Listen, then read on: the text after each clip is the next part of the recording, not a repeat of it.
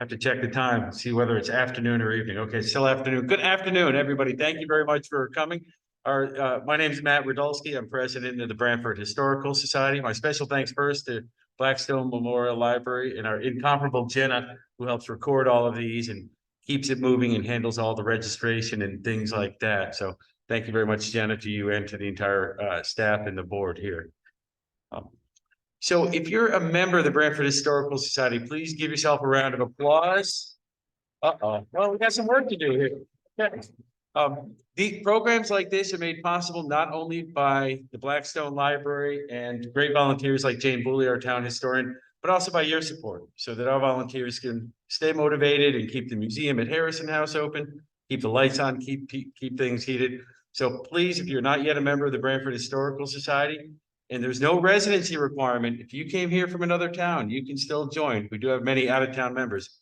Please do sign up as a member. It's nominal, really, the price. And it supports so many of our educational programs, like having every Branford public school third grader come in every year to see Harrison House. And imagine what it'd be like if they lived in 1724 and only had one set of clothing and no toys. So we love carrying that education out into the community. And without further ado, I'll introduce Sue Winkle, our program chair, who will introduce our speaker. Thank you. Oh, and cell phones off, please, if you have them on ring. Thank you. Hello, it's my great privilege to introduce our speaker for today, Jane Bouley. For most of us, Jane needs no introduction. She's a long-term member of the Branford Historical Society and a past president. And since 1985, she has been Branford's town historian. We have all benefited greatly for the countless hours Jane has spent researching and documenting Branford's history. For those of you that don't know Jane, you are in for a treat tonight. I encourage all of you to visit the Branford Historical Society website. We do have an archive section for past events, including a link to at least one of Jane's past events on Greetings from Indian Neck, which was well worth it if you hadn't seen the live broadcast. So without further ado, Jane.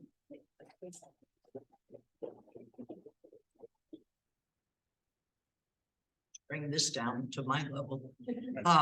This is a talk that I've been thinking about for a very long time in the library with coordination with the Branford Historical Society. I say, how about a talk on land records? It's an undertaking to put a talk like this together because it's really 5 lectures molded into one. But this is the title. This is for using genealogy for land records. And my theme here is you keep on digging, you might hit pay dirt, which means you might find what you're looking for and way more than what you're looking for. And the term pay dirt, which I didn't know, comes from the gold rush, which I found out. And so today I'd like to share with you my journey into using land records. And I'll, of course, be using Branford examples, but the things that we're going to go through are really the same for most towns in New England, especially Connecticut. Now, New England land records are at the town level for Connecticut, Rhode Island, and I include Vermont in that. But at the county level in Massachusetts, I include New York, and for Maine. So it depends on what state you're doing. But in Branford, they're here at the town, they're right at the town hall. So tonight, what I'd like to go through is what are the land records? Why do we have them? We're going to go through what are the different sections of the deeds, because it can be a little intimidating. How do you find them? There's indexes. And what do they tell us? You can dig down deep. There's lots of treasures in the land records for you if you're doing family genealogy or history, cultural history, social history. And then I'm going to show you some examples, and don't be afraid of them. Have fun. And so let's drill down into the land records. When I was a young adult, the late Liz Radulski, Betty Lindsley, and I worked on quite a number of projects, and they did the land record research. I did other kinds of research, and Liz especially was really good at it, and I frankly was afraid of it. They can seem a little intimidating. And so they both, when they both died, they weren't that old when that happened. I had to learn. I was forced to learn.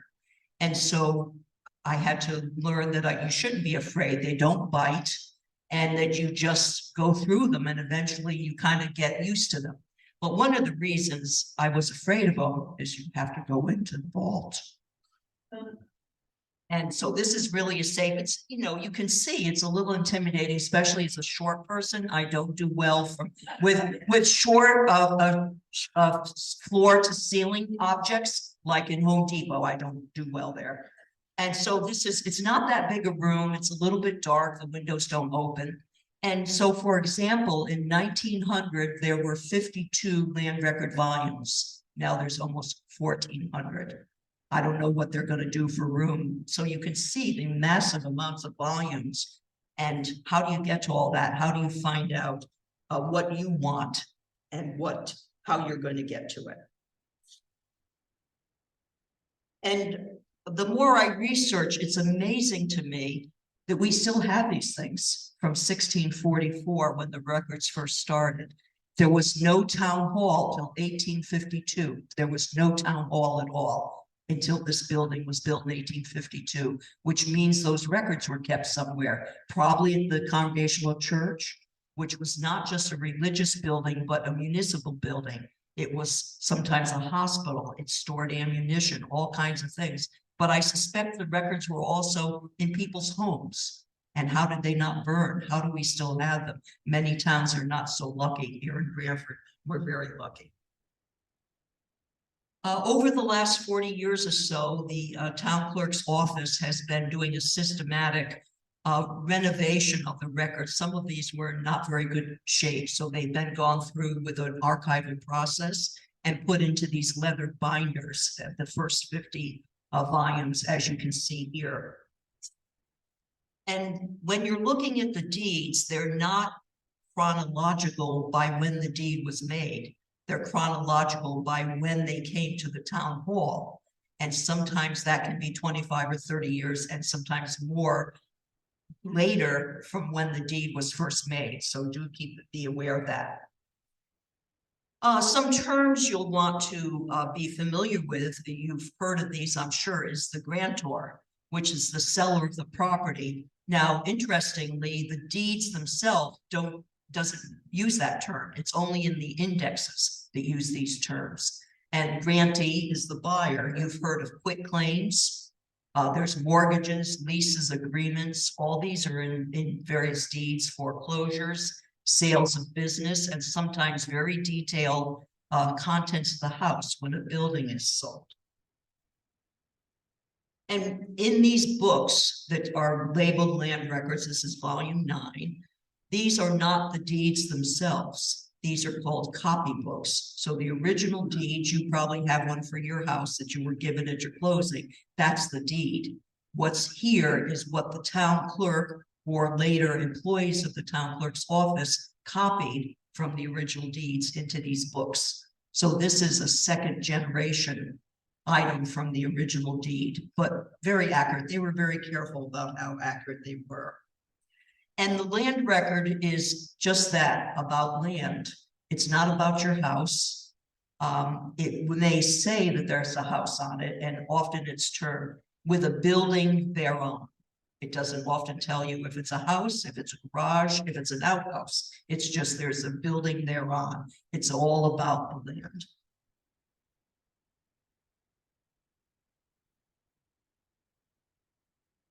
And so the deeds, I'm going to call them deeds because it's quicker to say than land records. The deeds were all handwritten until about 1830. This is what one from about 1710 looks like. Quite detailed, as you can see. They were all handwritten till about 1830, and then they started making pre-printed pages so that certain items that were in every single deed were typed or pre-printed, and then the rest of it handwritten. And then about 1910, all the deeds in Branford became typed. Typewriters were invented way back in the 1850s, but started to become affordable and in general use in the 1890s. The Branford Town Clerk's Office didn't really start using one until 1910. Branford was always a little cheap and about 20 years behind the times in kind of doing the new technology. And And so I'd like to just sort of break down the deeds as you're going through them. And the first part I'm going to talk about, which is what I call the greeting. And this is just to tell you who the seller is, who the buyer is, how much the price was for the deed, and some legal terminology. And I've transcribed this for you. And so this is from Nathaniel Tyler of Branford. It always tells you where the person's from. That he was in Utah County of New Haven in the colony of Connecticut. Remember, this is all going to be pre-Revolutionary War, so it's still the colony of Connecticut. And he was a shipwright. This is a bonus that you now know his occupation. And if Nathaniel is your ancestor, that's pretty cool. Spelling doesn't count, as you can see. The Webster's Dictionary was, like 200 years away or 150 years away, but you know what they're talking about. Nathaniel Tyler is selling a parcel of land for £5 and 5 shillings in current money to Samuel Penfield, who's also of Branford, and he's a joiner, which of course would be a carpenter or perhaps a cabinet maker. And then the rest of the terminology is that they're both satisfied that a lot of legal language that Nathaniel has the right to sell this land, because certainly we don't want Nathaniel selling land that he doesn't own. And so that's what I call the greetings. Some things for you to know is that abbreviations, for example, said is almost always S with a superscript D. Ye is our the today, and it's, I think in this deed, I counted 14 ye's. So ye should pay attention to the ye's when you're looking at these. Other abbreviations will be, for example, Samuel almost always has just a shortcut. The little 2 L's, they know it means Samuel, and often Nathaniel is abbreviated the same way, but in this case it is not. What does the Y stand for? The Y in the ye, the. So in other words, Nathaniel Tyler was of Branford in the county of New Haven. And then there's a middle part, which I'm only showing you a partial of, and that tells you how much land there is. And in more and more language that Nathaniel, there's like 20 different ways they said that Nathaniel had the legal right to sell this land. They were very careful. And so in this case, it's 1 acre and 100 1 acre and 132 rods of 5th division land yet to be taken up and yet to be laid out. And so what we're dealing with here, this is early on, when Branford was first settled, there were land divisions. So if you were a proven resident of town or called a proprietor, and in some towns that meant you were a member of the church, and other towns you didn't have to be a member of the church. You were given land as the town parceled the land out. It was an encouragement to have you stay in town and become a citizen of this community. And so the town, Nathaniel Tyler, had a promise of a grant of land sometime in the future, we don't know when, and he's now selling his right to that potential land to Samuel Penfield. And so if you do research on your ancestor, Nathaniel Tyler, he's a shipwright. What has happened here is he was headhunted by the town of Haddam because a shipwright was a very important occupation. And so they were headhunting, towns were scrapping back and forth, trying to get different occupations because they needed them, particularly millwrights and shipwrights. So Nathaniel was moving to Haddam to be a shipwright, which was a better place to build boats than Branford, being on the Connecticut River. Samuel Penfield had just moved to town and he wanted to become established. He wanted to become a proprietor and become a citizen of this community. So again, all these deeds have layers to them, which you can investigate. And then the ending, which is perhaps equally or more important than the beginning. And this is what the ending will look like. You can see here, there's a date, the signature of, or the copy of the signature of Nathaniel Tyler. There's witnesses, there's other dates, and let's go through that. And so we have here the date of the deed the deed was transacted in the year of our Lord, Anno Domini. In the 13th year of the reign of our sovereign lord, King George of Great Britain and King. So it always gave pledge of allegiance to the sovereign of England. Nathaniel Tyler signed his name, which means he could write. If Nathaniel couldn't write, it would be probably an X between his two names. There's witnesses on the left in the presence of two men, and sometimes those witnesses are very important because they're often another family member or a neighbor.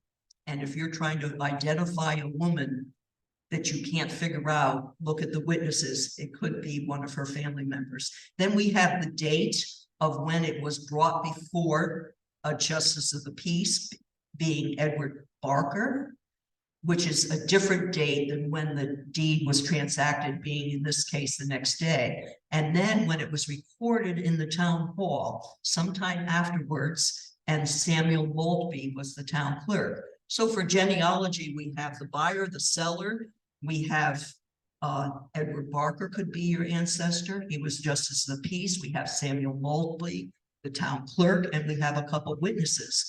And then just to bring to your attention, what is this business about 1726/7? What does that mean?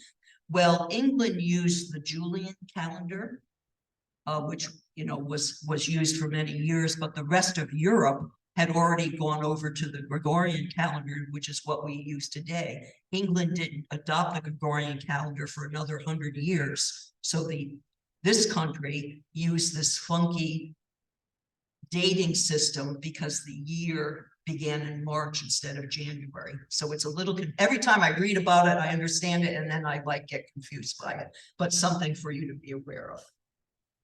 And so just a little breakdown of the deeds, take it slow, read them, try to figure out, how do you find them?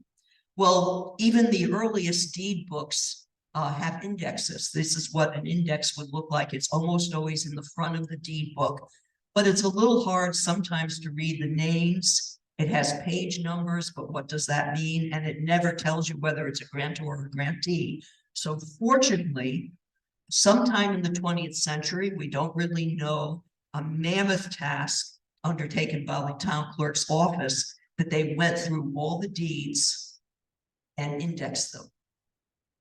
I mean, it's a huge task. And this is what the index books look like. They're on that middle table in the town clerk's office. They're not perfect, but they sure do the trick for us. This is the grantor books. They're white. And then the grantee books are red. Now, for some of the earlier deed books, they're all in one book. So on the left side is the grantor and the right side is the grantee. So it's called a reverse index. It's a little confusing, but you kind of get used to it. So if you're looking for John Blackstone in 1700, you would find the appropriate index book, go to the B's, and then browse down through John Blackstone, copy the information, and start looking at those deeds. This is what that page might look like. This is just a half a page of the BR section of a grantor index. And you can see here just some of the names of the Bradley family. And what are we looking at here? So we have the name of the grantor, we have the name of the grantee, the book and the page number. And so if, let's say, Jacob Bradley is of interest to you, you now know what volume you should look at, what page you should look at, and what kind of deed is it? Is it a quitclaim? Is it a warranty deed, which is a legal document, like when you bought your house, that's a warranty deed. There's a partnership deed in here, and then the date that it was received at the town clerk's office. Remember, not necessarily when the deed was exchanged by the buyer and the seller. And then to the right, location of the property. The town clerk did not start filling that in until like the 1920s, but that's very helpful if you're looking for somebody in the center of Branford, but the location says Short Beach, you know that's not the one that you want. What I find is that sometimes the names are alphabetical, like under BR and A is first and Y is last, but sometimes they're not quite alphabetical by first name, only by last name. So what I do is I use my finger to trace down the page to make sure I'm not missing anything.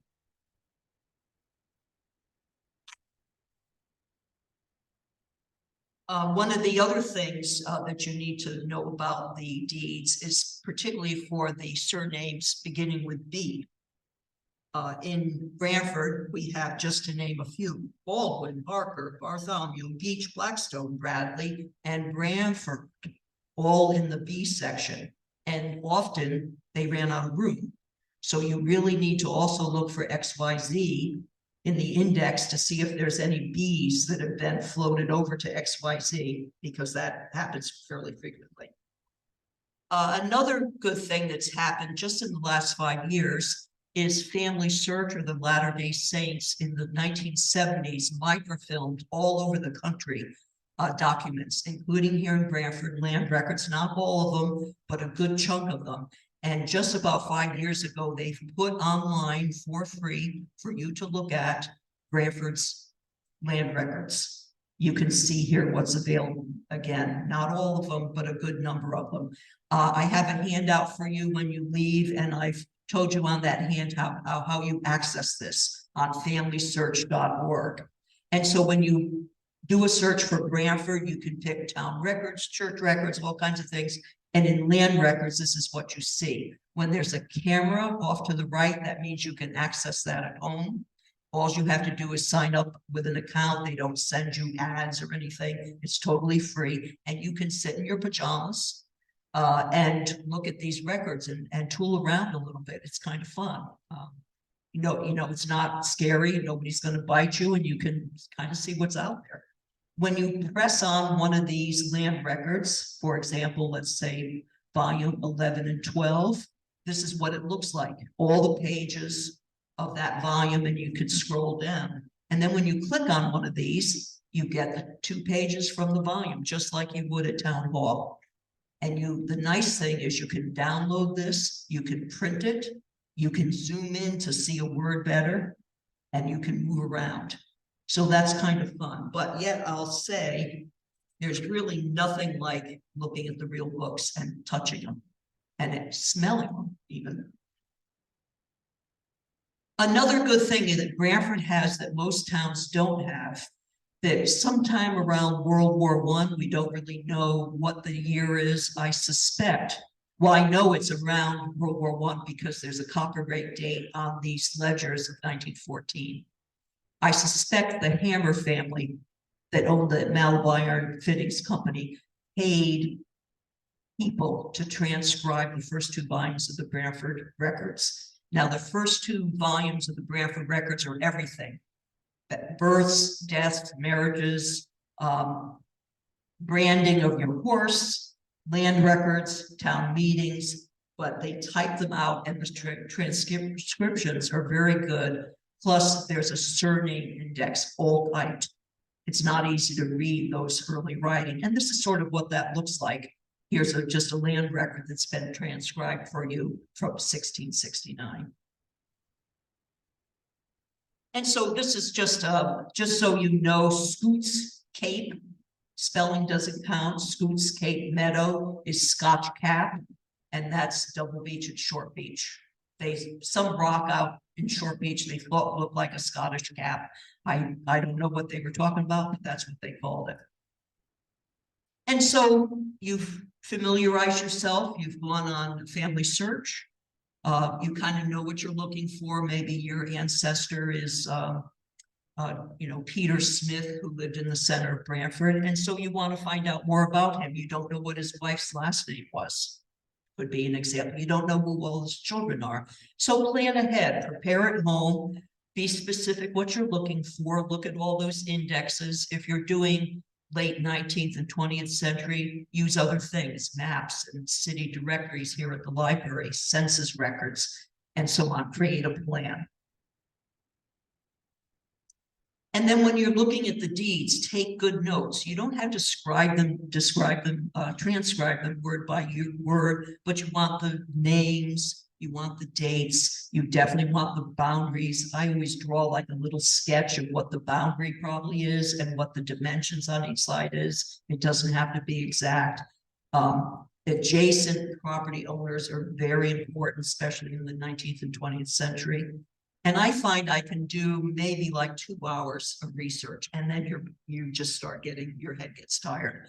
And you could get a little frustrated because it's really easy to go down a rabbit hole. It's like so interesting that you're supposed to be searching on Roger Street in Branford, and next thing you know, you're doing Wheeler's Island and Stony Creek.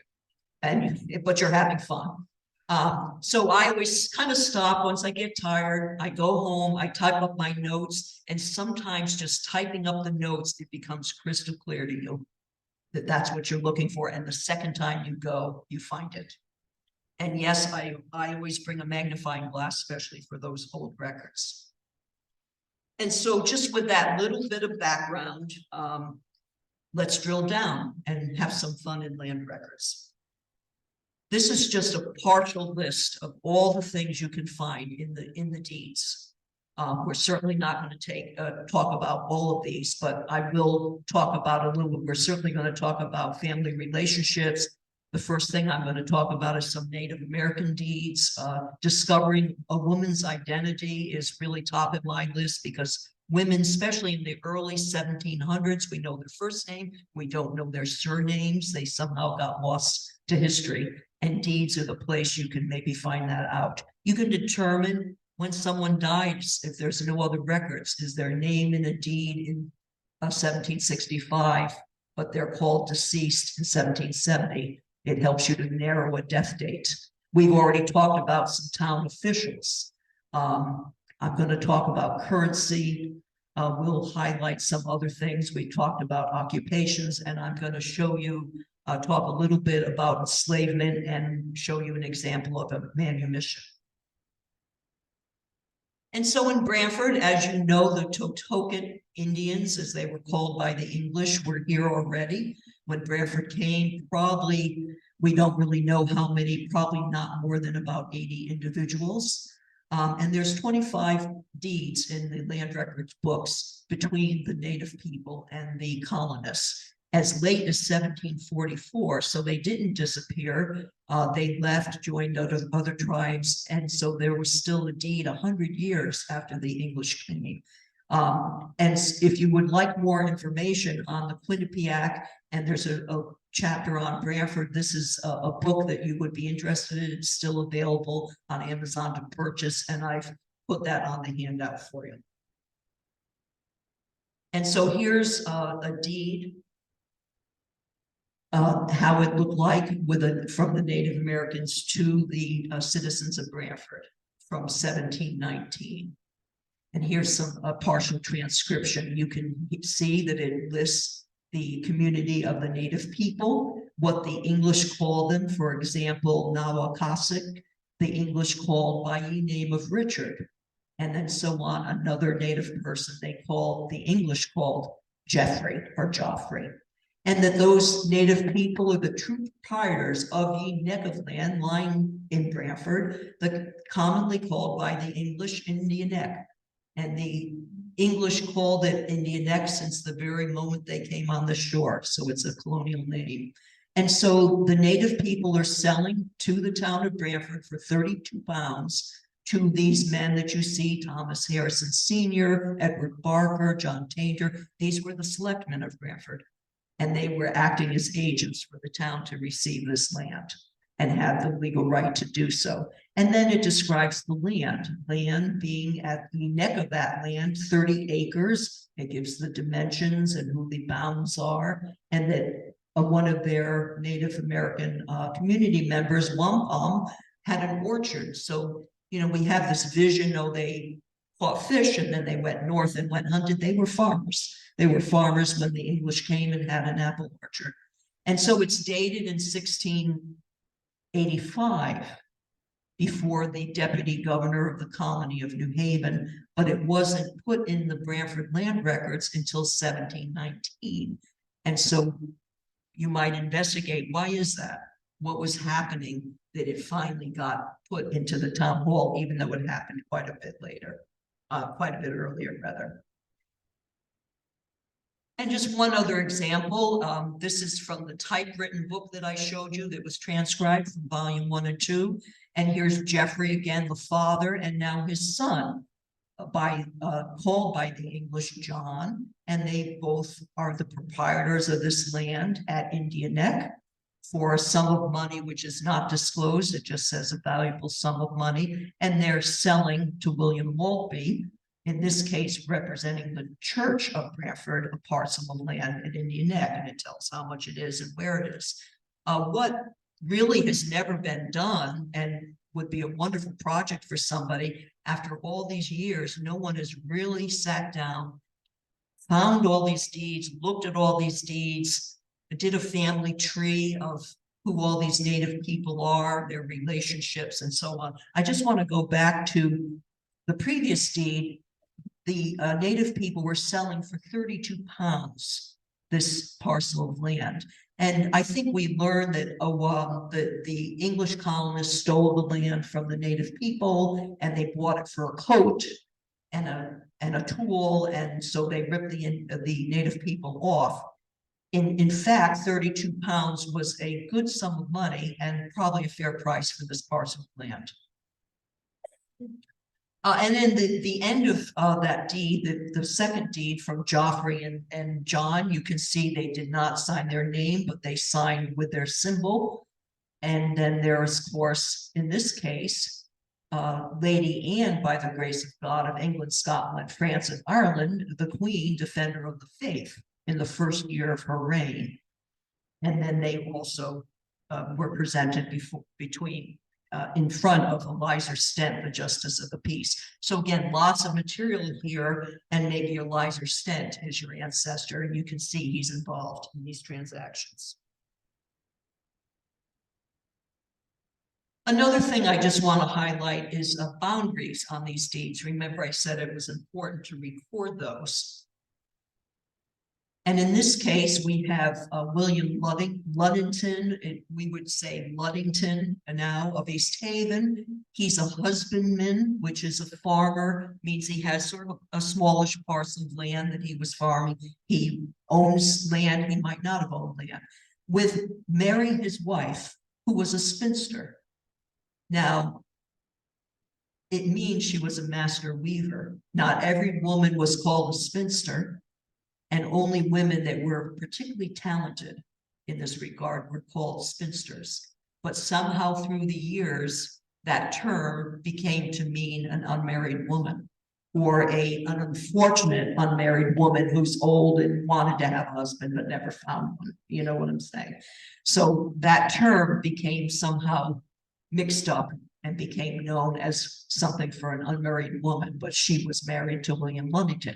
And they are selling land for £9 to Joshua Austin, who was also of East Haven, and he was a yeoman.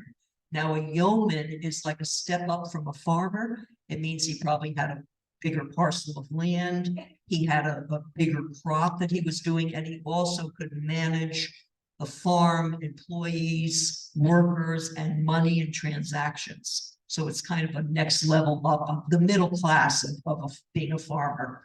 And so the boundary southerly by Ye Highway that leads to East Haven near Ye Furnace Pond, consisting of 3 acres, beginning at a shingle, probably means single oak tree, marked with said Austin's, name, means they carved Austin's name into the tree, by the corner of the highway, thence to a chestnut tree marked with stones, thence southerly to a heap of stones, and then westerly to another heap of stones, and thence northerly to the first spot.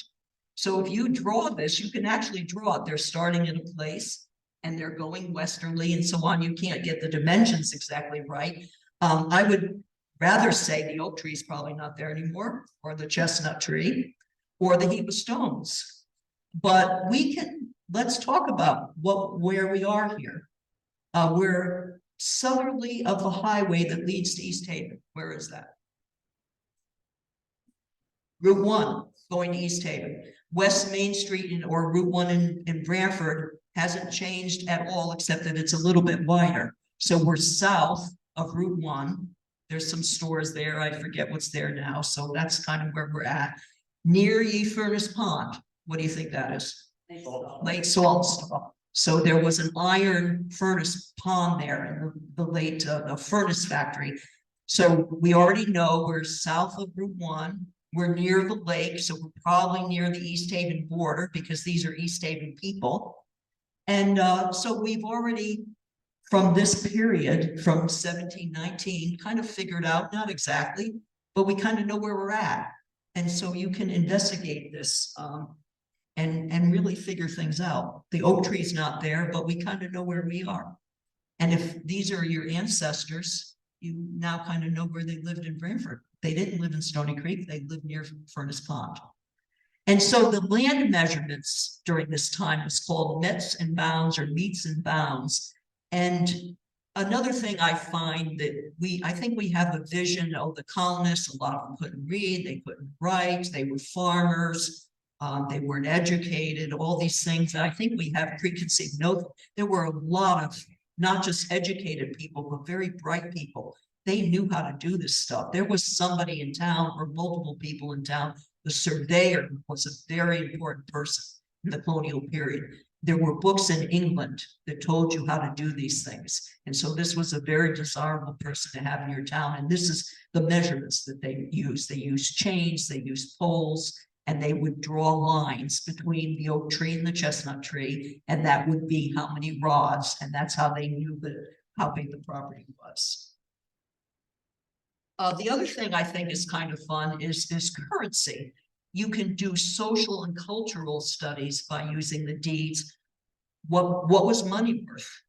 How did money change over time? And so in colonial America, of course, we used the English pound until after the Revolutionary War, and I've just given you some figures here. The tricky thing is that every colony's, the worth of the pound was different.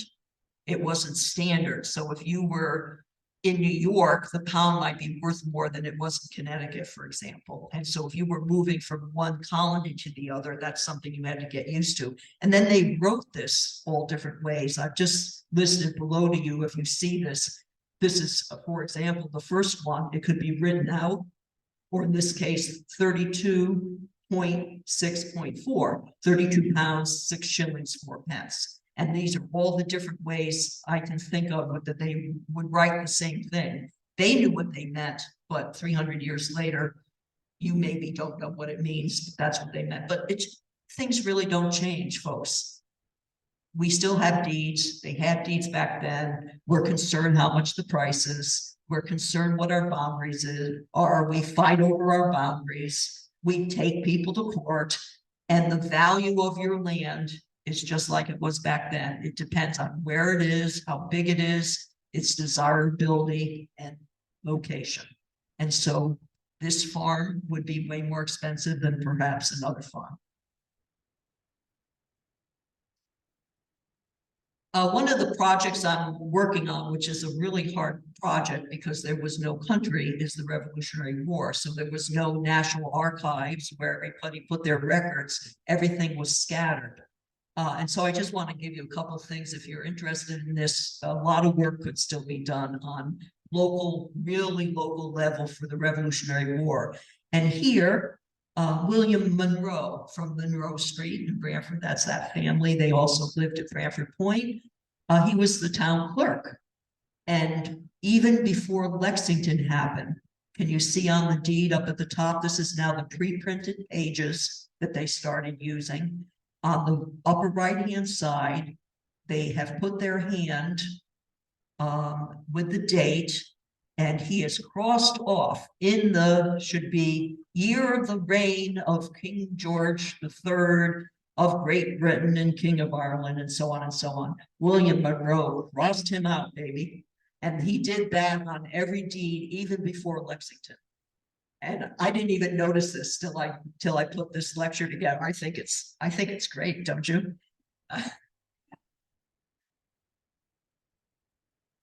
So another thing in the Revolutionary War, there were some loyalists in Branford. Two in particular was Ralph Isaacs, who owned all of Cherry Hill.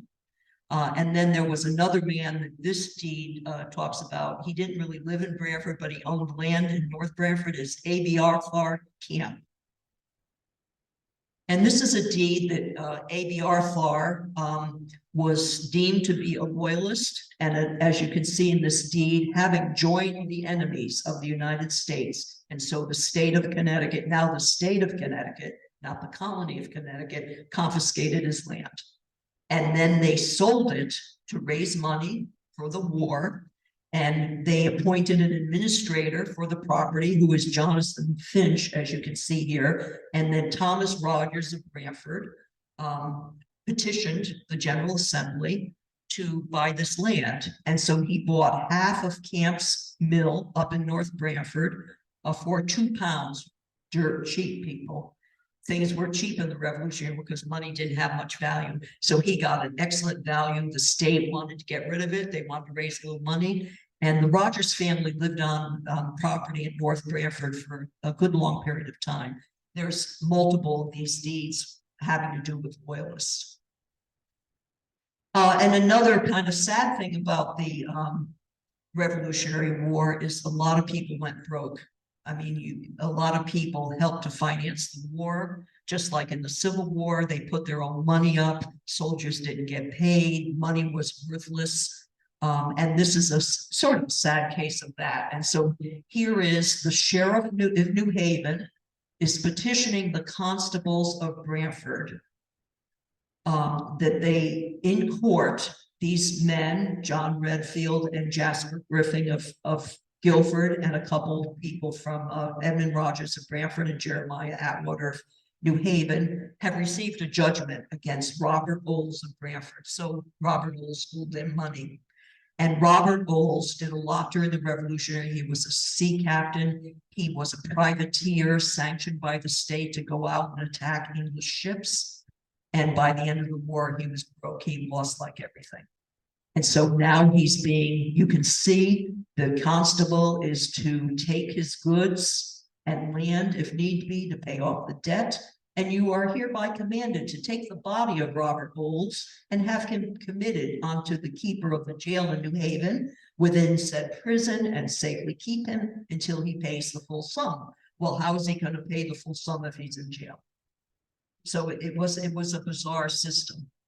And what happened, they always appraise the property when there's a debt like this. And so if Robert Bowles is your ancestor, this is fantastic stuff. He had 136 pounds worth of things, land. He had a sloop. I told you he was a sea captain. He owned half of an old sloop, and he owned 12 sheep worth 15 pounds. He died 6 months later and left a widow and a couple young children, and she only was left with like 5 pounds to live on after his death. And there's a number of these in the Revolutionary War. He was 34 when he died. I don't know whether he died as a result of illnesses during the war.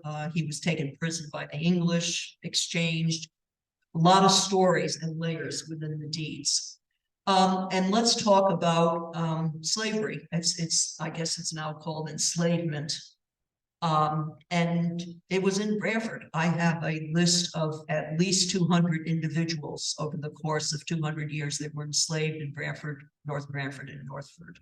And so it was here, but it was swept under the rug for many decades. And just now, in the last 25 years or so, there's been a lot more academic researching New England enslavement. And so there's a few deeds, not a lot of them, that discuss this in Branford, and this is a manumission. There's 2 of them in the Branford land records. And so a manumission is when the owner, who has the exclusive right to do so, releases their slave. So it's not something that the slave wants necessarily or requests. It's the slave owner decides that this is something they want to do. An enslaved person could buy their freedom from their master if the master was in agreement. Sometimes enslaved people were released by will when someone died for faithful service, but they had to wait till their master died. And concerning the Revolutionary War, I think there's maybe 6 enslaved men that were freed by their masters for serving in the war in lieu of the master. and then were freed after the war, but they served 6 years in order to do so. As the Revolutionary War came, there was religious and moral objections to enslavement that was building steam. It was somewhat no longer profitable to have slaves. And there was also state laws that made it difficult for slaves to be freed. But let's look at this fascinating deed. This is in 1760, before the Revolutionary War, and this is Elizabeth Harrison of Branford, in consideration, so there's no money being exchanged, for faithful service performed for her by my Negro manservant Cooley, and who she has affection for, and that she does bear for him this affection, and therefore she grants unto her said Negro Cooley his freedom from servitude, and frees him for the rest of his life. And basically the language is that no one else can impede this document, her heirs, her family, other people in the community. This is her right to do so, and his right to be free. And it goes on with more language. She goes before the town. She's called Mrs. Elizabeth Harrison, but she doesn't sign her name. She signs with her mark. And then it's in the presence of some witnesses. And so what's going on here between Elizabeth Harrison and her Negro manservant, as she calls him, Cooley?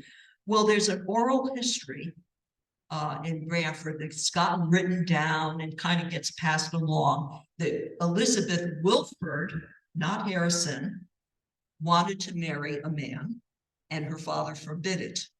So in order to get back at her father, she married a Negro man, and Cooley volunteered. That's the oral history.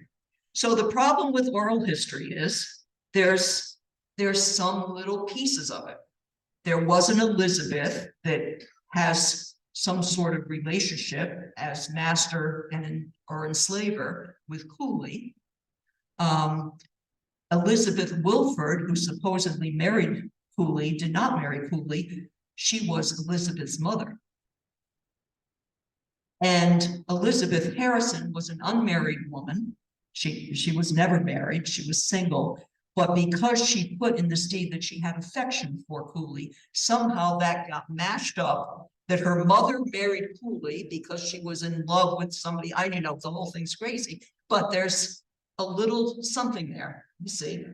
But the deed proves what the reality is. The other problem is that not only Elizabeth Harrison was 27 years older than Cooley, so certainly her mother, Elizabeth Wilford, was not marrying Cooley, who was not even born when this all would have. So anyways, you can see that it can get. Now, why is this unmarried woman, Elizabeth Harrison, called Mrs.? Oftentimes, an unmarried woman, a single woman, when she was older, and if she belonged to sort of a respected family, was called Mrs. It was a sign of respect. It does not mean she was married. And the Harrison family was exactly that. She was 57 years old at this time. The Harrison family was known in town. And so as a sign of respect, she's called Mrs. This is another slightly different deed by an enslaver selling her slave to somebody. And so here we have, after the Revolutionary War, Sarah Blackstone. She was the third wife of one of the John Blackstones of Branford. She being the owner of a black woman named Jin, who's about 30 years of age. For 10 pounds, she is selling Jin to John Griffin, a free black man of Branford, and she conveys and sells Jin to John Griffin to be his property, and her heirs cannot interfere or take control over this black woman, and she certifies that, signs her name, and so on. And at the same time, in front of the witnesses, in front of the town clerk, John Griffin is there, and he promises 3 years after the date of this transaction, he will pay Sarah Blackstone that 10 pounds. But he couldn't sign his name, so he signed with an X. And the exact same day, in front of all those witnesses, this is my favorite, I, John Griffin of Branford, for valuable consideration of my full satisfaction of my wife, Jane, do manumit, release, and discharge her from servitude and bondage. So Jin was the female slave of Sarah Blackstone. In the 1790 census, Sarah lived by herself. She was a widow and had one slave, who was Jin. And then in 1786, Jin and John Griffin had married in the Congregational Church. They had 4 children. The children are all listed in the Congregational Church records, but John had to buy his wife from her master, and that's what this transaction is about. John Griffin died about 15 years later. I want to get this right for you, in 1810. And we're very fortunate in Branford. The Blackstone Library owns the original, and the late Liz Rudolsky and Betty Lindsley transcribed microscopic itty-bitty little writing, the diary of Malachi Lindsley of Scotch Cap, or Double Beach, as we would call it today. And so in 1822, Malachi Lindsley says, we got gin to wash for 2 days. I let gin have 7 pounds of mutton for 5 cents. Jin continued to live in Branford. After John Griffin died, she became known as Jin Griffin, and she died in 1847 at the age of 86 and had her freedom for 57 years. Not too many were that blessed to have that. Still on the same theme, though we'll talk about locations. This is the only deed I've seen where a land transaction took place, but the price was a Negro person. And so what we have here is Deborah Chitsey of East Haven turned over her Negro girl to her brother John in exchange for some land. So she turned over her Negro servant, as they didn't say slave very often. They said usually servant. She gave her Negro servant, who isn't even named in the document, to her brother, and he turned over land he inherited from his father, Thomas Goodsell. And Deborah inherited that slave either from her father, probably more likely from her mother. Widows tended to will their slaves to their daughters, and the men tended to will their slaves to their sons. And so Deborah Chitsey got this land at Mulliner's Hill. Matt knows where that is. Mulliner's Neck is Branford Point, from the land originally from her father, Thomas Goodsell. So where are we in Branford here? I already gave you a hint. Branford Point. I heard somebody say it. The hillside that's up from. Goodsell Point. So Goodsell Point off of Harbor Street is named for this Goodsell family, started in East Haven, but came to Branford. But this is also about locations. If you're doing the Goodsell family, you now know that John Goodsell, the sister of Deborah Chitsey, went to Fairfield. And so you don't always know where these people are going to unless it says so in a deed. Now, Deborah Chitsey is an interesting person. The people of East Haven, this is oral history, butted heads with Governor Saltonstall that Furnace Pond was eventually named for, and he had a lot of enslaved people. She basically made him take a dip in the lake because she wouldn't carry him across her boat, or she capsized her boat on purpose, so the good governor fell into the lake. And so there's a Deborah Lane in East Haven that's named for her. And then another location, John Tyler, formerly of Branford, now of North Castle, New York, sells land to William Bartholomew for 350 pounds. I didn't write down what this land, this is an enormous sum of money for that time. I'd have to look, what kind of land is this? Or did William Bartholomew get ripped off?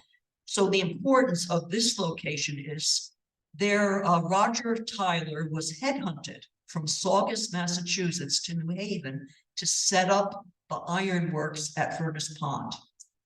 Okay, which I didn't know about. There was a woman investigating the Saugus mills up in Massachusetts who kept coming across Roger Tyler's name. So he got headhunted, came to New Haven, and all 4 of his sons came to Branford.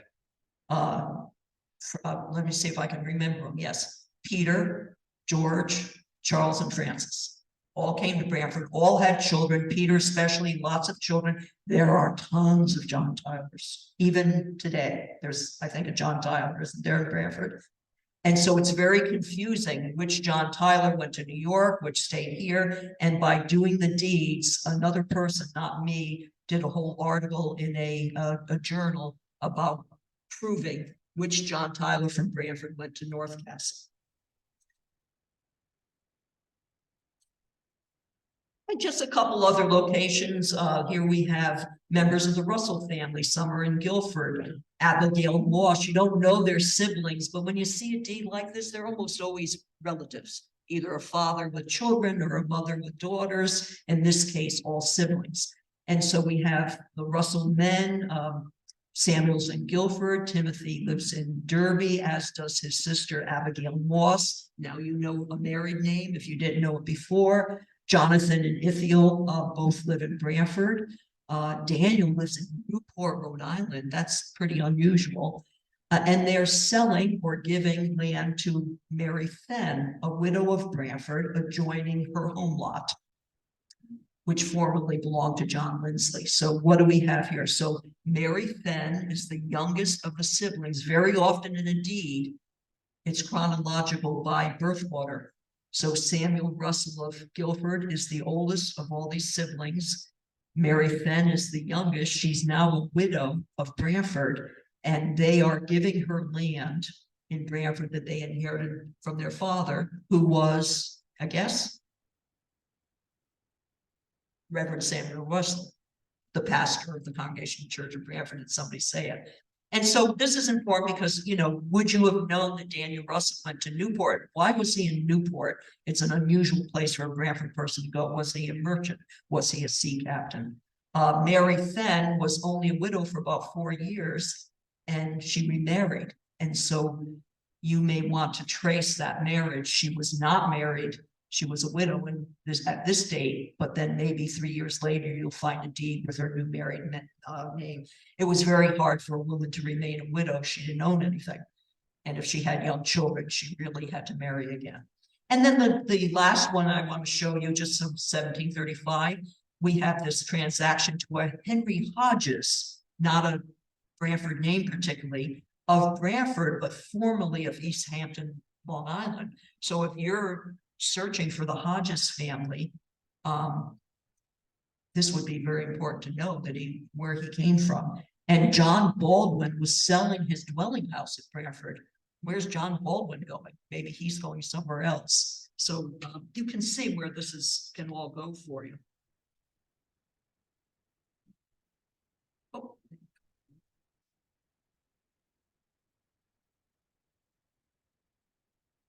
In this case, John Rose is selling some properties at 1/2 of a moiety. Now, a moiety is an old-fashioned word of a half. So in other words, John Rose inherited a moiety, or 1/2 of an estate, and now he's selling 1/2 of the half to this man called Todd's Pasture, which I bought of Joseph Todd of New Haven, the whole being 46 acres. So he's really selling 23 acres. The whole moiety was 46 acres. His half is 23 acres. This is what I like. There is liberty formally granted to dig for copper ore on the said land and to pass and repass. So there's a right of way through this property. So any guess where we are here? Is that Todd's Hill? Todd's Hill. So the Todds never lived in Branford, but they lived in New Haven, but they owned that property. So if you live up in Todd's Hill tomorrow, get your shovel, people. Because I don't know whatever happened to the copper oil, but they thought that. And then the last one here, I said that already, this is land laid out to Obed Lindsley. Big family, Lindsleys. They're the largest family in Branford as far as descendants and who the Harrisons are the second. So this is the selectmen are dividing the 8th and 9th land division. So we're pretty far down the road here, dividing up the land. We're now out in the outskirts. We're up in Northford. We're down in Short Beach. We're out in Branford Point, dividing up this common land. So we're up to 1780. in the middle of the Revolutionary War. So they're dividing land, and it's called Mullany Neck Point at the Narrows. So Mullany, I remember I told you, spelling doesn't count, is Mulliners, which we already talked about as Branford Point. But he only gets the land if he builds a wharf or a storage unit with a dock. But the people of Branford have the free right to access the dock, to access the storage unit, to pass and repass it right away. And he guess where we are? Where the town dock is now. So this goes back this far, that Obed Lindsley was granted this land if he built a wharf, which he did, and his descendants owned it for a long, long time. It later became the town dock, and the parcel of land also is our town beach now. And always look to see that it's laid out on the right of John Lindsley the first. So the first John Lindsley of Branford, Obed's getting this land because his great-grandfather or great-great-grandfather was a first settler of Branford. We've already touched on this a lot, but family and relationships, these are all really wonderful things that are in deeds, and sometimes it lays it right out for you. So for here, for example, Joseph Foote, for parental love and affection to my loving son, Joseph Jr., especially since I formally conveyed to my other sons, Robert, Daniel, Ichabod, other lands. He's now conveying the rest of his land to his son, Joseph, because he already gave his other sons their portion. So sometimes a man, when he's elderly in life, rather than wait for himself to die or do it by will, he'll give the land to his sons, almost never to a daughter, unless a daughter really took care of him. Sometimes you'll see it to my loving daughter who so faithfully cared for me. And in the will, Joseph might leave his daughters, if he had them, a sheep.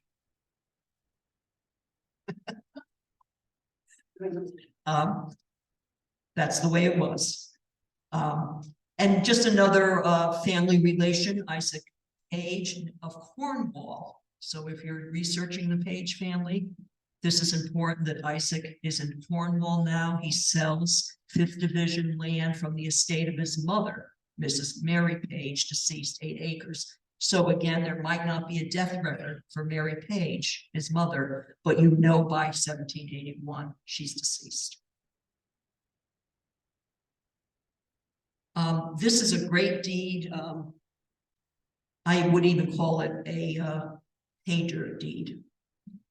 So this is 6 separate deeds all in a row. A thing to note when there's an estate, or like the previous deed when Joseph gave land to his son Joseph, probably right before that deed were the deeds where he gave the land to his other sons. They're often right in a row because it was a trip from North Branford to come down to have your witnesses on your deed done. So there's 6 separate deeds where Jonathan Butler is giving to his sons and grandsons land before he died, even though he had a will in 1729. And this is not quite 30 years later that he's giving the land that he already specified in his deed, but we'll talk about that. So he's giving to his son Isaiah, the town he lives in. He talks about his grandson Abel. The remainder of the land I formally gave to my son Jonah Butler of Branford, deceased, the house and barn. He names his other sons. He names a grandson. He names another grandson, Abel. Joseph, pardon me, who's a minor grandson.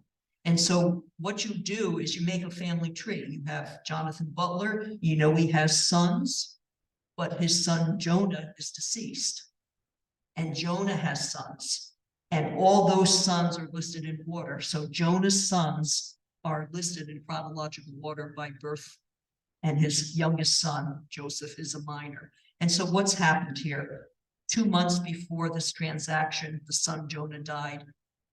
And so the father or grandfather, Jonathan, didn't want to wait till he died to see that his grandsons got what was their right in the land that he wanted them to have, that was going to go to his son Jonah, who was now deceased. So he was making absolutely certain and not leaving to chance that his grandsons got the land.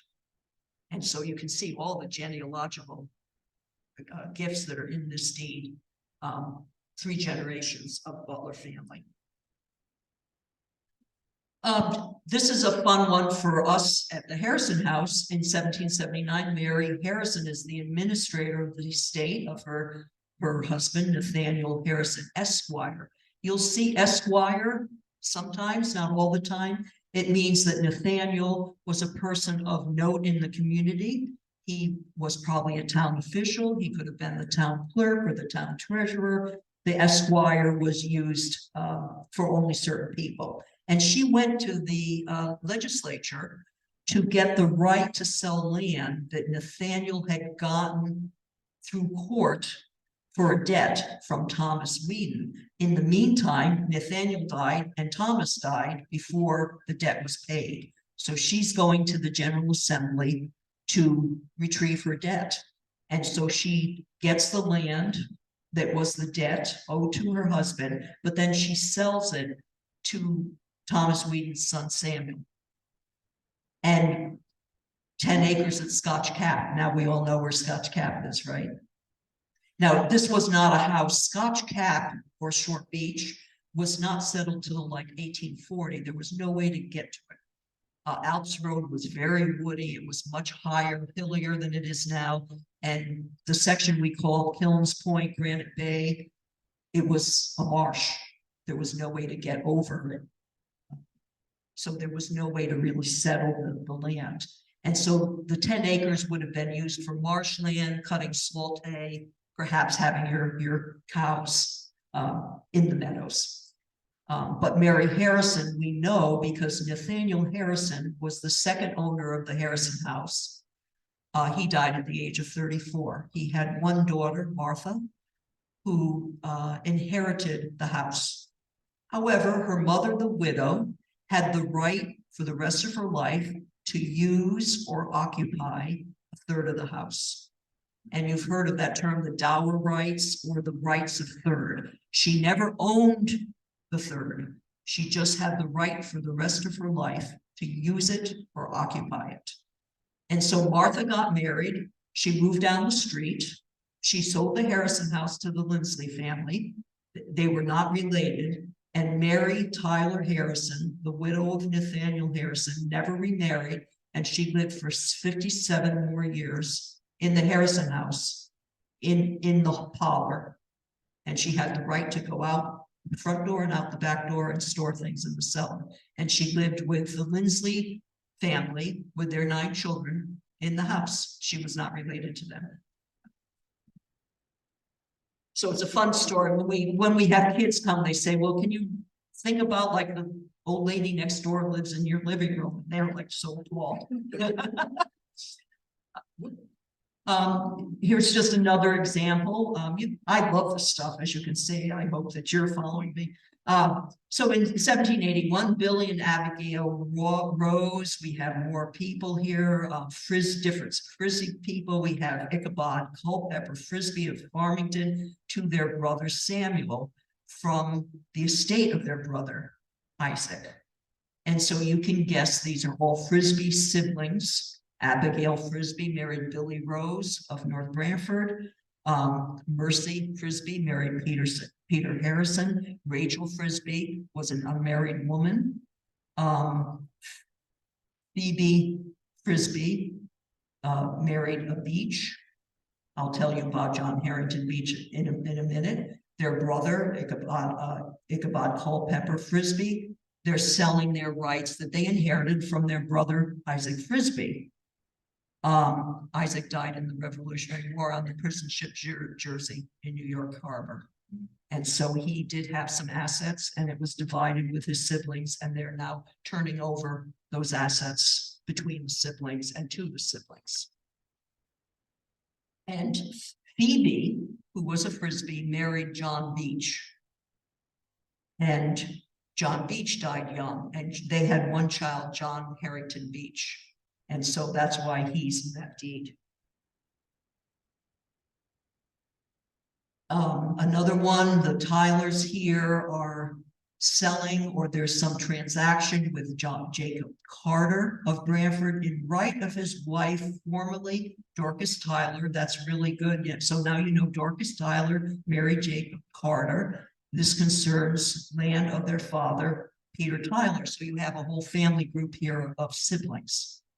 And then the last one, location, Jonathan Maltby, formerly belonging to Branford. So it means he was a proprietor of Branford. Now he lives in Stamford. To Nathaniel Johnson, a yeoman.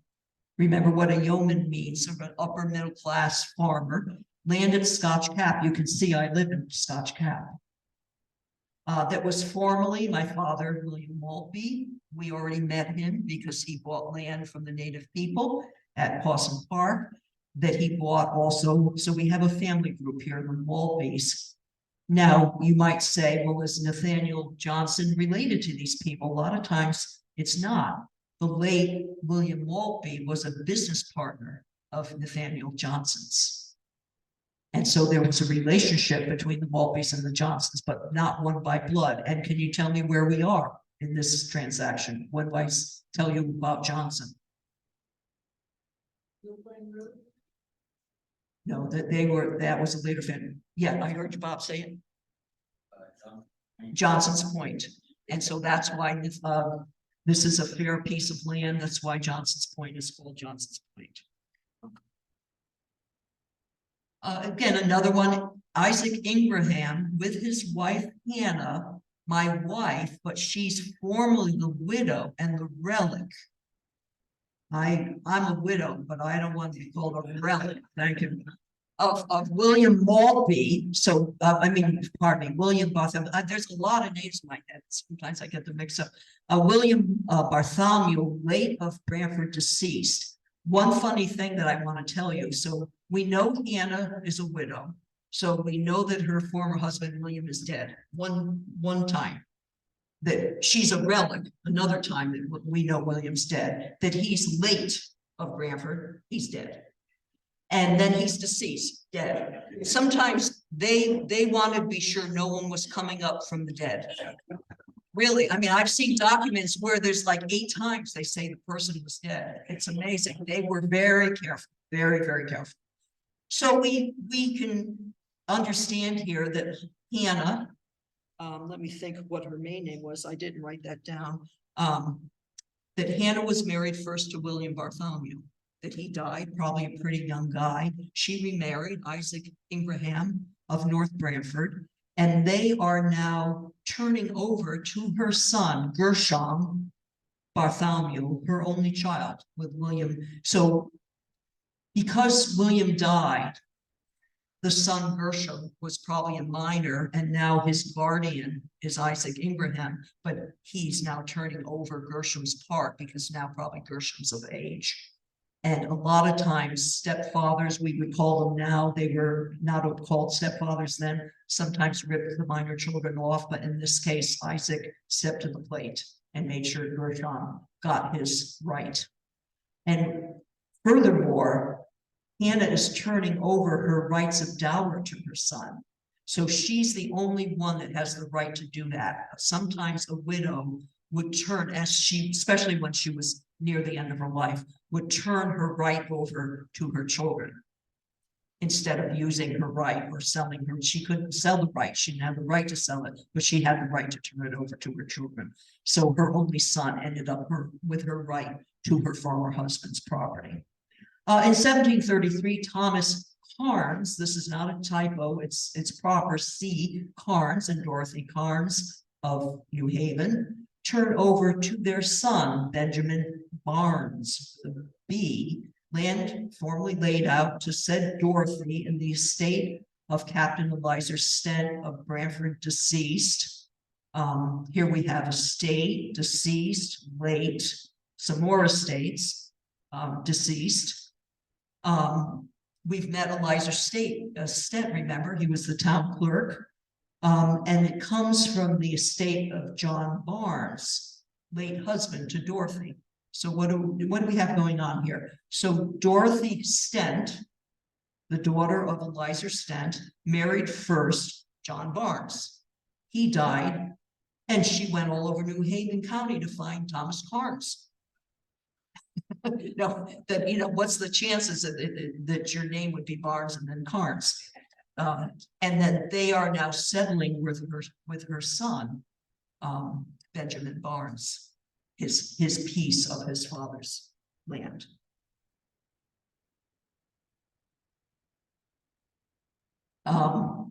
This is really the paydirt one. 1750, you can see here, I won't read the whole thing, but we have all these people. When you see all these people, they're all related, almost always. This one's a little confusing. We have Goodriches, Bartholomew Goodrich, Samuel, William. We have John Kirkham in right of his mother. We have some Ponds. We have a couple different Ponds here. We have Baldwins, and they're all the heirs in the land and house of our honored mother and grandmother, Mary Lindsley. Well, that's confusing. So you know that all those people up there are either the children of Mary Lindsley or the grandchildren of Mary Lindsley, but she's formerly Mary Goodrich. So you have to kind of guess that she was married to Goodrich and then had another marriage with a Lindsley. And then it talks about her former husband, her husband, their father, and their grandfather, Bartholomew Goodrich. This one I have to like. Okay. So we have, these are all siblings. Bartholomew, William, and Samuel Goodrich are brothers. Their sister, Mary Goodrich, married Samuel Kirkham of Guilford, but she's already a widow by 1750 and had a son, John Kirkham. And so he is speaking for his mother, her right in the Goodrich property, as if she can't speak for herself. And that's very often how it works. The woman can't speak for herself. The man, either a husband or a son, speaks for her. Another Goodrich sister, and let's see if we can find it. We see the fourth line down, Abigail Pond. Abigail Pond was the widow of Josiah Pond. Let me skip ahead. So I'm already mixed up. So Abigail Goodrich married a Pond and had a son, Roswell Pond. However, her sister-in-law, Abigail Pond, married Samuel Pond. So the Goodrich daughter, Abigail, married Samuel Pond. Their son, Josiah Pond, married another woman named Abigail. So she's the first Abigail, and she had a son, Roswell. So that's how the Ponds fit in here. And then another Goodrich daughter, Johanna, which you see kind of in the middle, is deceased, and she married John Baldwin. And she had only one child, John Baldwin IV, who was named in this will. So again, pretty confused. You can see, even with me, you have to draw a family tree. The Goodriches are difficult. They lived what's today a supply pond, Short Rocks, it's called. There's a Short Rocks Road. That's where the Goodriches lived. They weren't a very big family, but they never came to Branford Center to put their vital records in the town hall, and they were church people. So there's not a lot of baptisms. So the deed is perhaps the only place you're going to figure this family out. And you have to draw a tree and figure out what all these relationships are. And lastly, we've already talked a lot about it. One of my goals, I'm trying to finish up a 50-year project in genealogy with some sort of precedent is the early families of Branford. So all these families that came before 1700 and stayed for more than a couple generations, who are these people? What were they doing? Where did they live? And one of my goals is to identify women. A lot of women have gone missing. And so I think I've probably done a dozen at least identifying women's surnames, and almost always it's through a deed. And so in this case, we have a Johnson family, Nathaniel, Bezaleel, Tyler, and right his wife. You can see the man had to speak for the wife. She didn't really own anything. And this deed is fantastic because it really spells out that Abigail was formerly Johnson, and Jonah Butler's wife, Mary, was a Johnson, and that they are representing certain people, and Daniel Page in the right of his wife Hannah, also Johnson. They're dividing land of their father, Nathaniel Johnson, and we've already met Nathaniel Johnson. This is an interesting one, an Ashsaw, I guess you'd pronounce it, Palmer of Heartland, Connecticut. Not a place too many people went. She's quit claiming to the widow Abigail Palmer her right in the estate of her grandfather, Micah Palmer, late of Branford, deceased. So we know Micah is deceased. He was Ms. Palmer's grandfather. She's an unmarried woman, and she was the only of 6 children to live to adulthood, and she never married. And so she is quit claiming, and a quit claim in the colonial period almost always is between family members, and often not for a sum of money. She's just turning over her little piece of a piece of land, and sometimes these pieces of land was 1/12. So it didn't have a lot of value from a monetary point of view. And so who is the widow Abigail Palmer? You might think, well, it's her grandmother, but why didn't she say grandmother? Is it her sister who married a Palmer? No, it's the widow of her half-brother. And so here again is a family relationship and some women that we're identifying. Samuel and Mary Benton of Wethersfield, he's a yeoman. We've learned about that. He's selling land to Samuel Russell that formerly belonged to our honored father. So a man who married a woman almost always called her father his father. Our honored father, Samuel Bradfield, he's deceased and set to marry Benton, formerly Bradfield, his daughter, as part of Mary's child's portion. There's really almost no other record to prove that Mary Bradfield married Samuel Benton of Wethersfield, and this deed proves it, that she was the child of Samuel Bradfield, and I think she was an only child.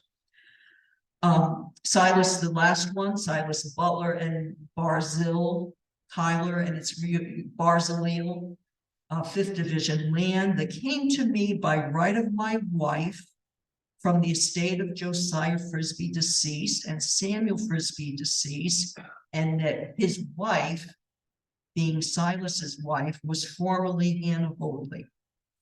This again is something that someone else did. It was a real tricky one that was presented in a journal article.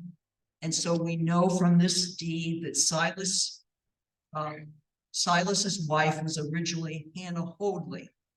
And so you might say, why did Hannah Hoadley inherit land from Josiah Frisbee and Samuel Frisbee? This deed proves, and there's no other proof, that the second William Hoadley of Branford, called William Hoadley Jr., that his first wife was named Abigail. And sometimes she's called Abigail Frisbee, but there's never been proof, and this deed proves it, that Hannah Hoadley's mother was Abigail Frisbee, the wife of William Hoadley Jr., and that's how the wife of Silas Butler inherited land from her 2 uncles, Josiah and Samuel Frisbee. Josiah was unmarried, and had no children. Samuel Frisbee was married, but had no children. And so this woman, Hannah Hoadley Butler, who then married another person, inherited land outright in her own right through her mother. And we also prove that William Hoadley's wife was indeed Abigail Frisbee. There's no marriage record. There's no other document. And the last deed I want to show you is, this is a paydirt one. This is the Beach family. You've heard of all those people. And this is Elnathan. I love that name. There's an Elnathan Lindsley, Elnathan Beach. They're a husband and wife. And they've made over to Naomi, the wife of Samuel Rose III, and it's a quitclaim. So can you tell me what this probably means?